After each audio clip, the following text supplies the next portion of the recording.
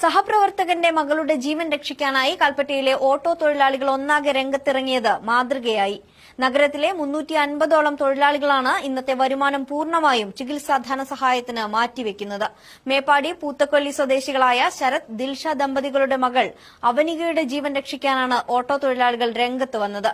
Blood cancer ബാധിച്ച് ചികിത്സയിൽ കഴിയുകയാണ് അവനിക. സഹപ്രവർത്തകൻ ശരത്തിന്റെ കൂടെ പലപ്പോഴും ഓട്ടോ സ്റ്റാൻഡിലെത്തിയിട്ടുള്ള മകൾ അവനികയുടെ മുഖത്തെ പുഞ്ചിരിയാണ് ഡ്രൈവർമാരുടെ മനസ്സിൽ നിറയെ.